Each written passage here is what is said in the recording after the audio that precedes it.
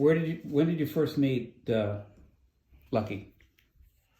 That's a very good question. I met him in London. Was he already seeing your sister?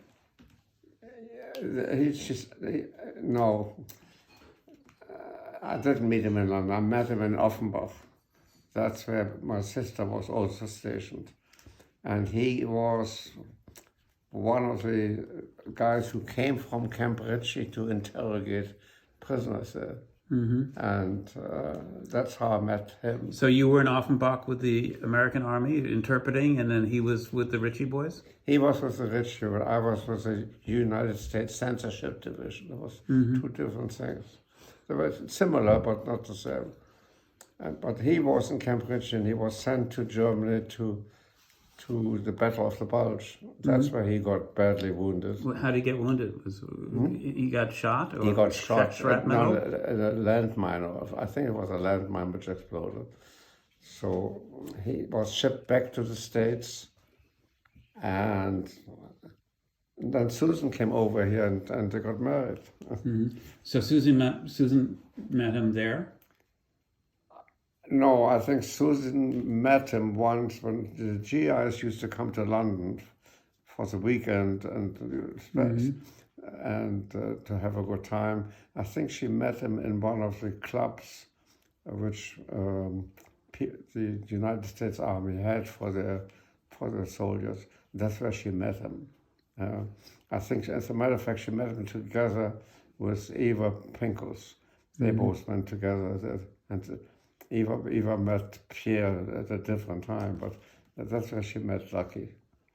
And they decided to go to Reno to open a motel. And my sister said, "I'm not making bets." That's a famous last words. I'm not making bets. Did they ever buy a motel in Reno? No, he never buy a hotel. And then he was together with his best friend from the army, Mr. Krebs. And this guy went out with him a few times in the army and made some very anti-Semitic remarks. Mm-hmm. And Lucky said, "I never want to see you again," Huh. And he broke up their friendship. But then he said to Susan, "Let's go to Reno, a lot of casinos there," and he took a photography course. And in New York? Was he living in New York? Yeah. But they drove to Reno. They drove cross country? They drove cross country in his convertible. And he never opened a photographic store there. He did later on, and it didn't work out whatever he did, so they came back. From Reno, they drove back to? They came back to New York, and he opened up a photographic store on First Avenue. Was he taking pictures or just processing? No, he was taking pictures. There was a studio there. But business was not that good, and they decided again to go back where he could get a better job, back to Reno. And they left New York permanently. He closed the store. The store couldn't be open more than 6 months. It was on the Upper West Side, or where was it? No, it was on First Avenue and 75th Street or 78th Street. That's where the store was. Mm-hmm. And they didn't open a motel in Reno. He took a job as a head waiter in one of the big clubs and made very good money and was very happy. Yeah. Mm-hmm. And so when did he speak German or no? He was German. Oh, he Lucky came from Germany. Oh, so he was German. That's why he was with the Ritchie boys, because he could speak German. Lucky was German, and his mother came over from Germany to Reno, and he spoke fluent German. Yeah. He was born in Germany, yeah. But I think he lived in the States. I'm not quite sure. Yeah, he lived in Florida. He lived in Florida off the Keys. Mm-hmm. He had a boat. Oh. Yeah. He was a real adventurer. He had a fantastic boat there. And of course, the boat didn't go to Reno. It stayed there. I guess he sold it. And So then he joined the Ritchie Boys and went back to. well, the Ritchie Boys during the war, then the war was finished, and, Right. and he and Susan went back to Reno. And he kept in touch with a number of his friends, but as far as any big meetings from the Ritchie Boys never happened. As you saw from the 60 Minutes, it was kept a pretty well secret that these guys were kept away from any news media. It didn't happen. So, and he was at your wedding, Lucky, right? He was at my wedding. He, Susan, and the Hepners. Yeah, Yeah. of course the Hepners. Yeah. Now, Susan again was older than you, right? Susan was 3 years older than me. Yeah, I think 3 years.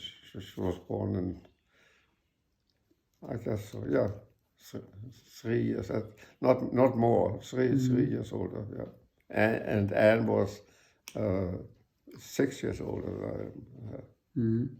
And in Offenbach, were you in barracks? Were you in a house? Where did you stay in Offenbach? Was it with the American? Were you in tents or barracks, or when you were in Offenbach, or were you in a hotel or an apartment? Oh, we got first-class accommodation. Don't forget, when we were hired in England, we were given officer status and officer's pay and officer's uniform without any bars on top. But it was so. In Offenbach, we stayed at a nice apartment,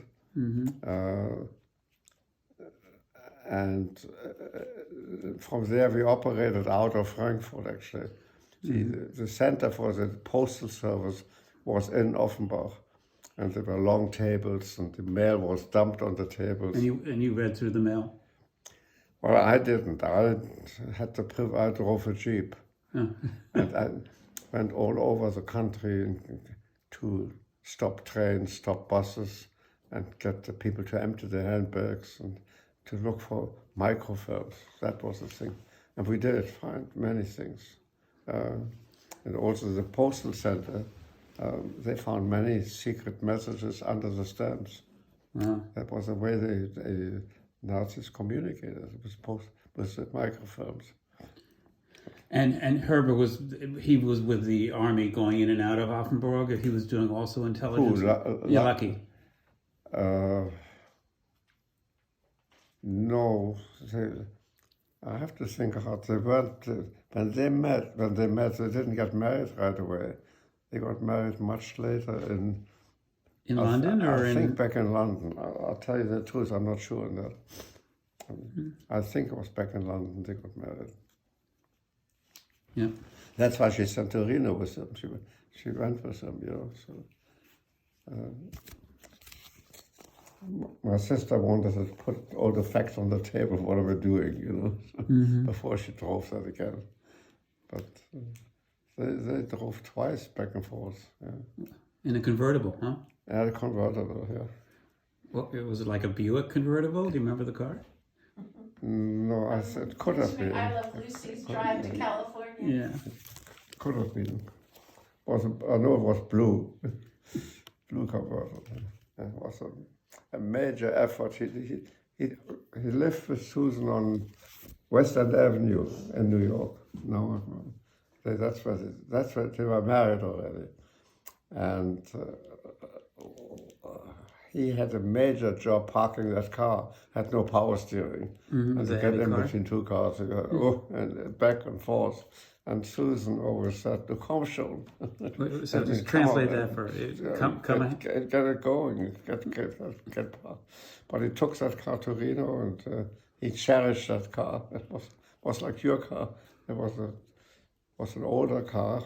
They didn't make any cars in the war, so this was a car from 39 or 37, you know. So. Okay, start again. Okay, you met him in Camp Ritchie? Not in Camp Ritchie. Yeah. I didn't go to Maryland, no. But he was in Camp Ritchie, and then he was told to go overseas. Yeah, he was during the war in Camp Ritchie, and he came to London quite often. Not very well at Camp Ritchie. he came to London quite often.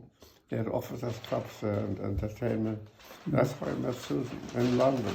And now I remember I met Susan in London. Okay. Yeah.